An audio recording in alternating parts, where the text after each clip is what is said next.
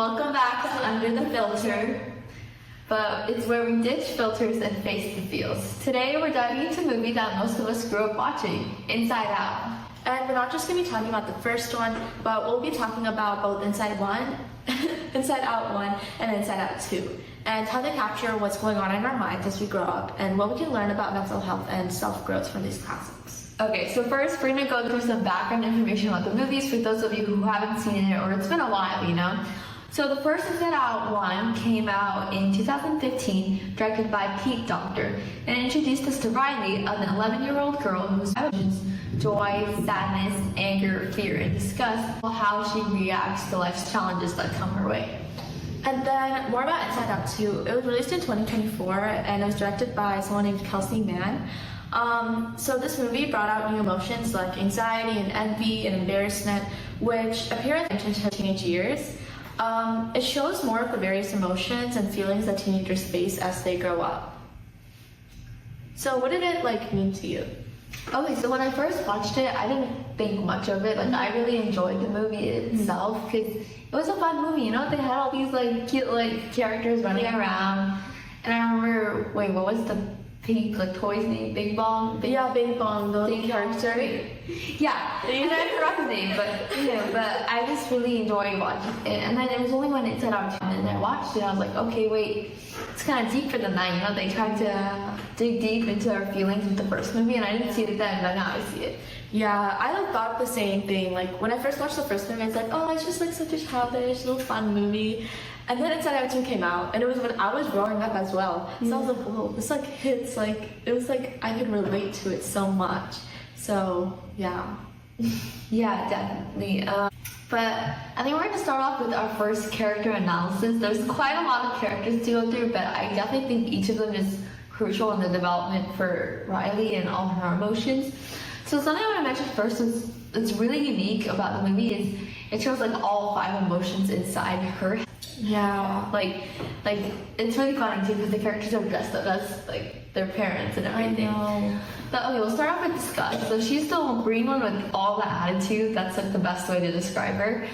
You probably recognize her from the constant eye rolling, not liking food, or saving Riley from social disasters.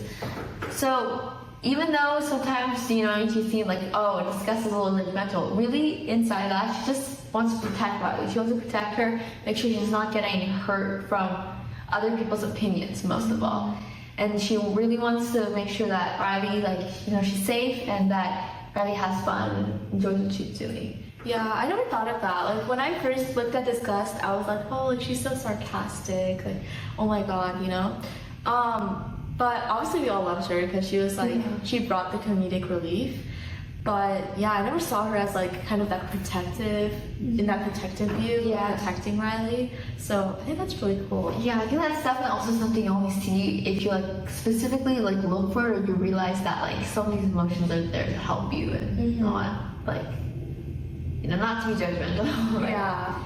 Okay, the next emotion is sadness, and a lot of people, even when you're kids, you think, okay, being sad is kind of a bad thing, It's this misconception that sadness is something that people should avoid, and it's displayed in the movie. So in the movie, every time sadness is sad, Joy pushes him aside. She's like, sadness, cheer up, sadness, do this. And that's not how life works. And I think at the end, when Riley and her parents have this moment of sadness and the conflict resolves, it kind of teaches us that sadness is a good thing and that joy kind of needs to stop being so it's pushing on that end and take over. Definitely the first movie we saw that growth of joy trying to make sadness happy. But the point of sadness is that obviously he's not gonna be happy, but there's a whole reason behind it. It's not he was the antagonist and she was the protagonist. It was just it's just life, it's just how it is. Yeah, it's just what you wanted. Yeah.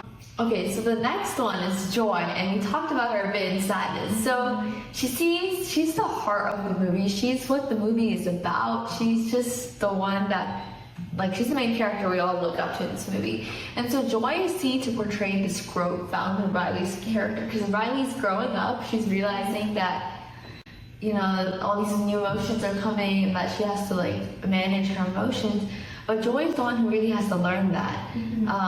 She learns that, you know, happiness, if you're happy, it doesn't mean everything's okay, and that, you know, you don't always have to be okay. And so something that Joy does throughout the first movie is she looks at the memories, and if they're bad memories, if they're scared memories, if they're memories when Riley is scared or Riley is sad, she deletes them. Yeah. Right. And so I think it's kind of something's kind of bad, you can just push it away, and then that's represented in the movie as Joy deleting them. Yeah. So Joy, like, towards the end, you know, she realizes that she can't really do them, she has to keep them to have growth in Riley, and it's okay not to be okay. And sometimes I hate that phrase, you know, like, Yeah. oh, you'll be fine, it's okay not to be okay, but it's true, it is true. It's just not very helpful, like, when you're going through something and someone says that. Yeah, it's like you're not okay, and they're like, yeah, it's okay if you're not okay, and we're like, we're not okay right now. Yeah. Yeah, but like, Yeah. So the next character is Fear, and Fear is the purple one who overthinks everything, and he gets a bad reputation because a lot of people, when you're scared, it's kind of a bad thing, you know. Why would you want to be scared? You're a grown person. Why would you want to be afraid? But it's okay. Like, I think of it as, like, if you're scared about something, if you're nervous about a test, if you're nervous about an event coming up, it just shows that you care. yeah. And like, being scared about something, it can definitely help you. I know a lot of like having that fear kind of helps you push your limits. Yeah, it's sort of like, we learned all this in psychology, but like, obviously, like, when you have fear about something, you get into that, you have like a lot of adrenaline, I guess, so it just pushes you to work even harder. Like, sometimes a little bit of like stress, because I feel like that type of fears comes out as stress. Like, sometimes a little bit of stress is a good thing. Yeah. Wait, I'll ask about, like, you're in debate, right? So, like, how does, like, I know I'm kind of scared of, like, public speaking and debate and stuff. Like, how does that fear, like, help you achieve a debate? Yeah, like, definitely, like, some of the stuff I do is, like, I make up speeches on the spot, which is what we're supposed to do. And at first, I was, like, really scared. Like, I was like, I can never do that.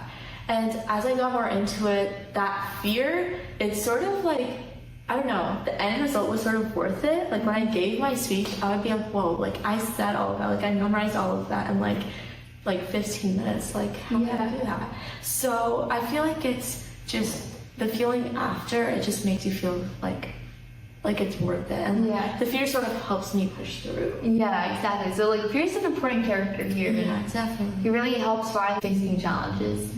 Okay, so the next one's, he's short, he's full of life, and it's Anger. So Anger's the red one. He's definitely seen as one of the more, like, comedic characters. I think as a kid, like, I spent a lot of time laughing at him. But he was kind of a reminder that when anger is used, or like, when anger is used as passion to, like, redirect that energy to something else that's important to you, it can be a good thing. So Anger, towards the end, he's like mad, I guess, for the right reasons, and he's able to make changes, and changes to, like, the way life is dealt with, or like changes to his community. So that's just, like, something that we can all learn from. Yeah, and then I also, like, not only in Riley did I see the anger, obviously the teenage anger that was coming out, but also in the parents. Like, I remember a scene from the dad where Anger was like, okay, it's time to put the foot down, and I was like, oh my god, like, I didn't even realize, like, I guess parents, like, I had those emotions, but it's just so cool to see, and it was, like, funny too. Yeah, like I mentioned earlier, but that was definitely the most eye-opening part, and not when I was younger, but when I was older, and I realized my parents also have those emotions. My parents are also having to go through this, like, I know it's like online, it's always like, I remember it's your parents' first time living life too, and it is their first time, so to make sure of that. I know. But okay, let's do the Inside Out 2 characters now. So the first one that we'll talk about is the little orange one that's anxious. And like, anxious, she comes about during Riley's teenage years, which obviously during that period there's a lot of anxiety about, like, going to high school, dealing with new friends, new classes, and especially for Riley, because she had just, like, moved to another school, so she was really anxious about trying to fit in. And so what Anxious did is she really, like like a little bit of anxiety, as I said before, like a little stress can be a good thing, but she really made Riley overthink everything and try to do anything to like fit in. Like for example, during the movie, she met these new like hockey girls. Oh, right. And she like almost basically like gave up her old friends to try to fit in with the new friends. Yeah. And part of that was because of this like anxious character just overtaking her. But then I feel like around the end, like anxious sort of, she realized like she needed to calm down, and that's also like Riley realized. Yeah. Like you don't have to be so anxious about everything. Like it's fine to just like relax, take a breath.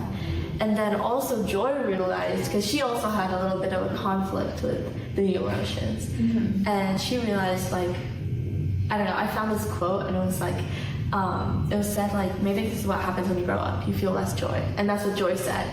And it just really hit home. I was like, whoa, like I did not know that. I think that really goes back to like a lot of people, like they're like, okay, I was so much more happier when I was younger, and I was, it's like, I don't want to grow up. But then it's also like, you feel like, it's not all true, right? It's like, you just need to find joy in like the little things. Because yes, like life is gonna get more stressful as you grow up, but a lot of people say like, it goes back to the thing about living life. Because a lot of people are like, okay, like this year I'm gonna lock in, this year I'm just gonna get this done, but then next year I'll get to like have joy, I'll get to be happier. Yeah. But then you kind of never get that moment if you're waiting around like that. Yeah, that's why it's important to like live in the moment and just like try to find joy in what you're doing, I guess. And then the other one, the next character is Boredom, or Ennui. And I feel like it's so cool that they made Boredom like French. Like, I'm pretty sure Ennui is French for boredom.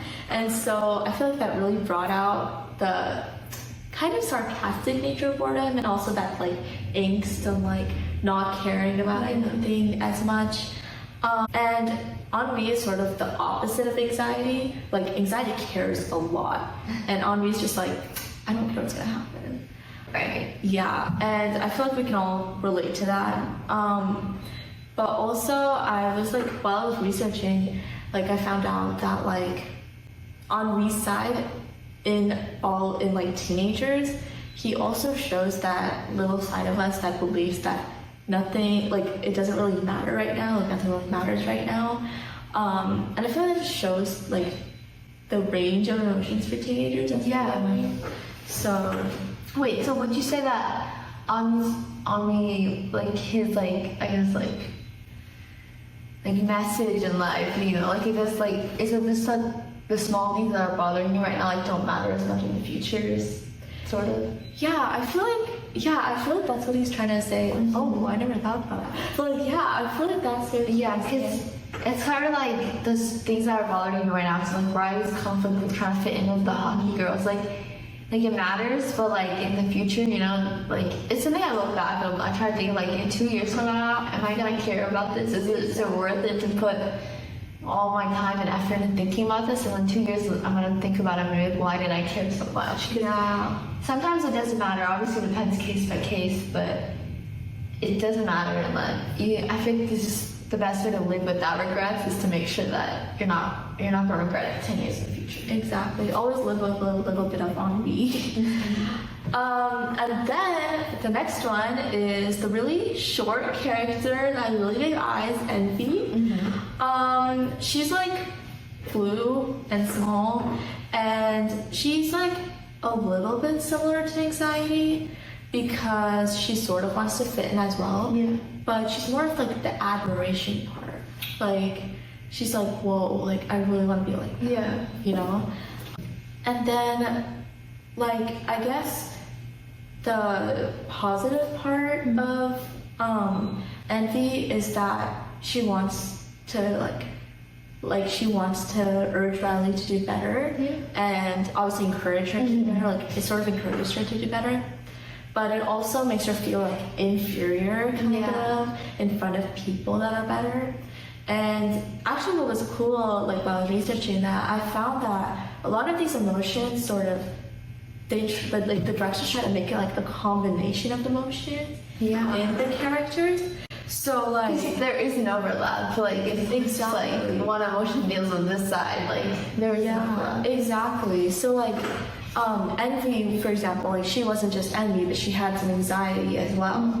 And then for like anxious, she was like a combination of joy and anger, because like she would feel happy whenever she sort of got what she wanted, but then she'd be angry whenever, you know, she didn't live up to what her expectations, I guess. I'll mention real quickly about like what I thought was when you said envy has some sort of admiration to it. I feel like that's very relatable, because I think especially like for me, like I look up to like a lot of people, like people online, people I know, people on LinkedIn,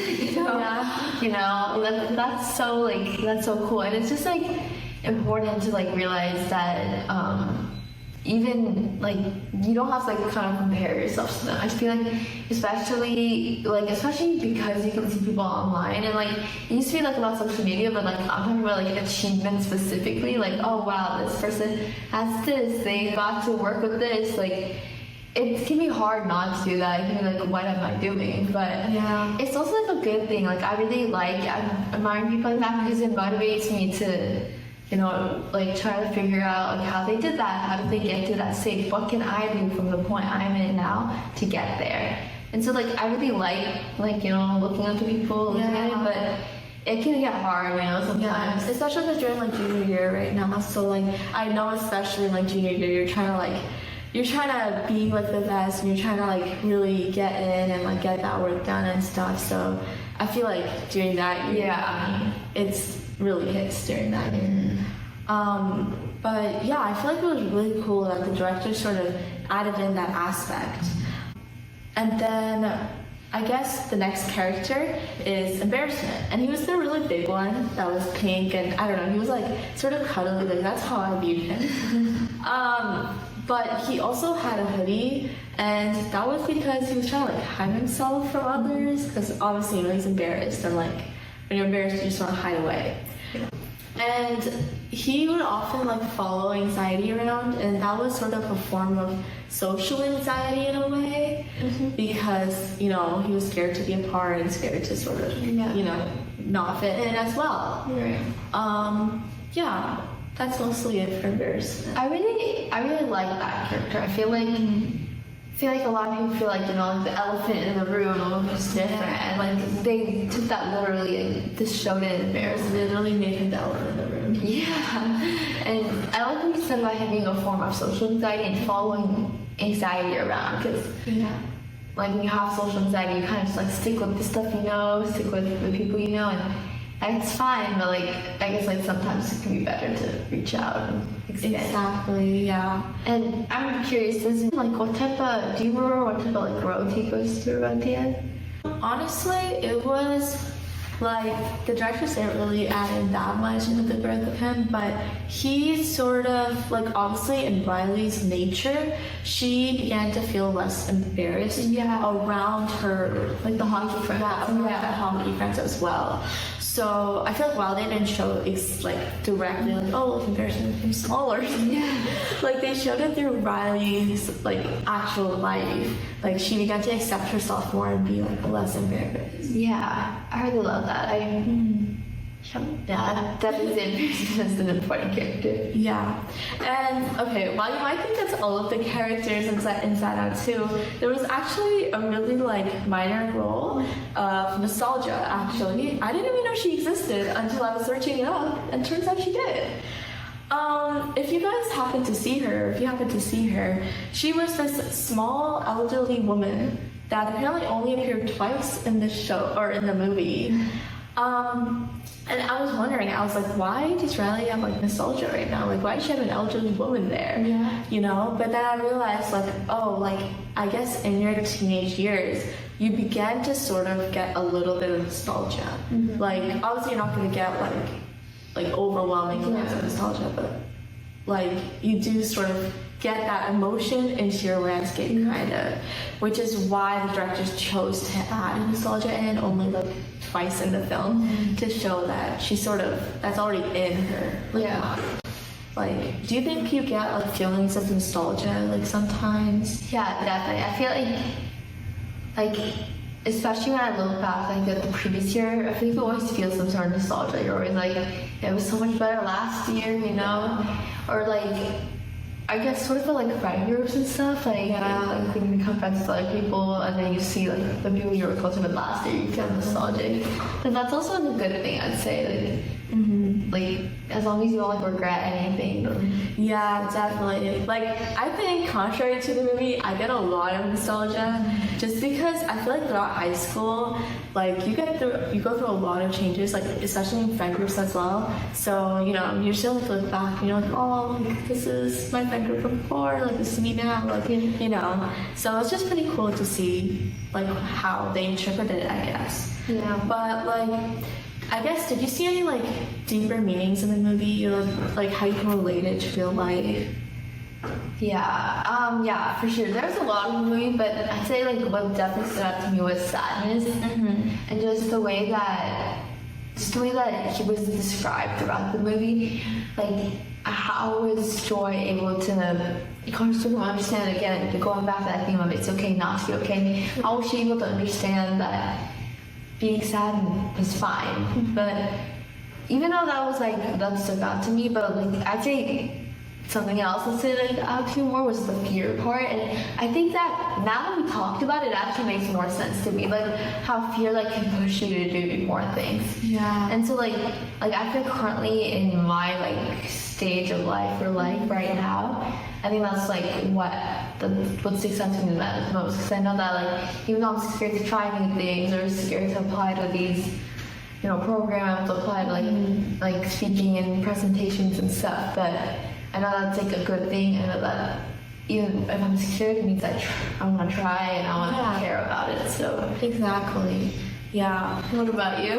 I feel like for me, honestly, like the movie, like as you said, like I feel like this character that stood out to me the most was sadness, obviously, because like before I watched it, I interpreted as being sad as something like that's kind of bad.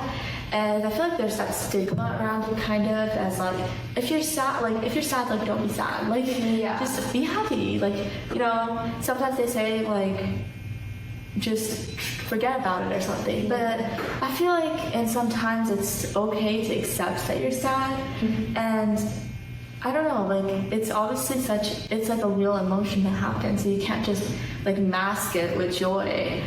It's just that sort of balance, like how do you make sure you're not masking sadness, but also like moving on in a good way, like because you don't want to move on too quickly because you're not giving like yourself like the right closure, but also making sure that you're like you want to move on. Exactly. I don't want to be sad all the time, but it's just that balance that's hard. But I say like a lot of like everyone like with like support and stuff from people can figure it out. Yeah, and I guess like on this topic, you know how like at the end Riley like she's like, or Joy, I guess, like her emotions eventually like balance out and stuff. I feel like that was like really cool to see in the movie, and I'm really glad like the director shot it. Like that was so cool. But I feel like in real life, it doesn't happen as quickly. Like, I feel like during your teenage years and even as you're young adults, you're still trying to learn how to balance everything. And I'd say it changes in every stage of life too. It's different in high school, it's different in college. You can't just kind of like quickly like fix your emotions or balance your emotions. It's sort of that comes eventually, and it changes too. Like every cycle, every like life change is gonna change. Yeah, I completely agree with that. Like, yeah, I feel like I didn't think about that. Like, yeah, I guess in every life stage, like, it does change.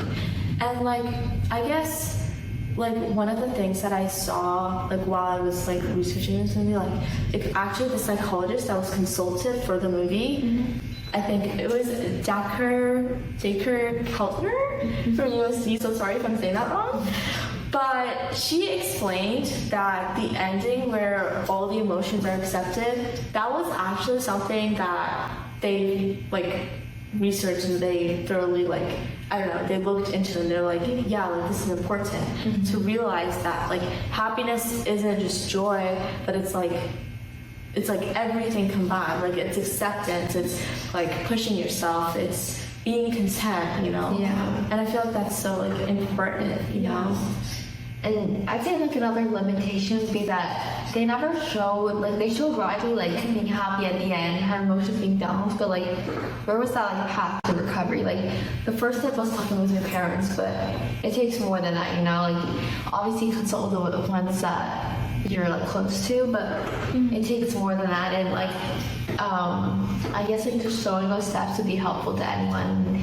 Doesn't hopefully lead anyone to like the misconception that like fix. Yeah, like it's definitely never just like, oh, you just talk about it and then it's fixed. But it's a whole like journey. And I feel like that's sort of what makes it so special.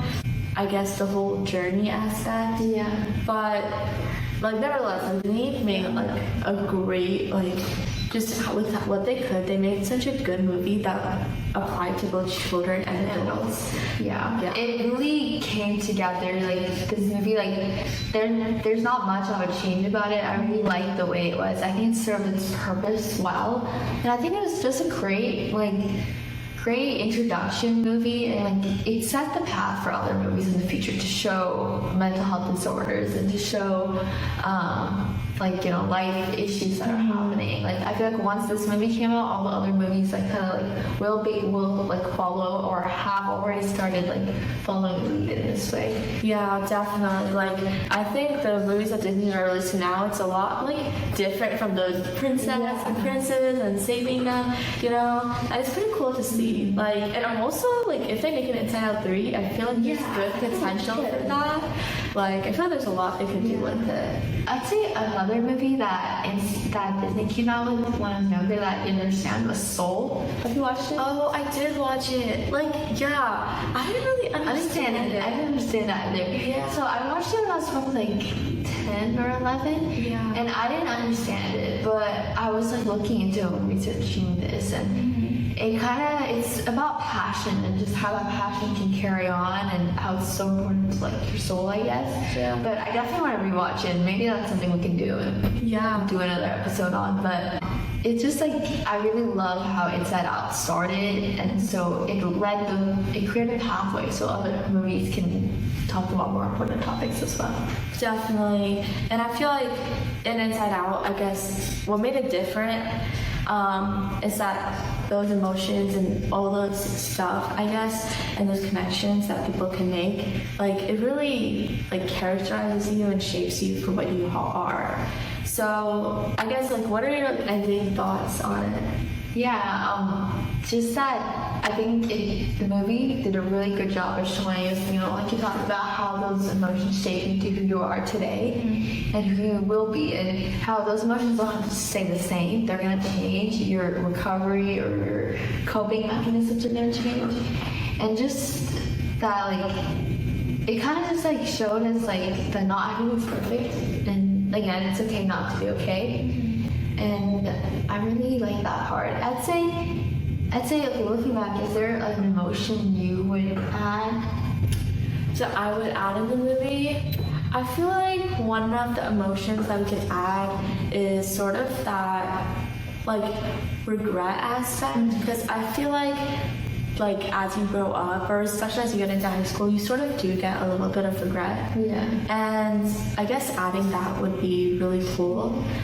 Yeah, that's the only one I can really think of right now. There's like a bunch of emotions that I know they could add. I really like what you said about regret, because regret kind of, it shaped my decisions overall, I would say, because when I was like beginning to join camps, like the school I'm in, I was like, when I applied for it, I was like, am I gonna regret? And it's kind of something that I think about whenever I make a decision. It's like, am I gonna regret this? Yeah. And I'm not sure that's the best decision making strategy. I feel like you should also like live in the moment. You shouldn't really care about if you're gonna regret it or not.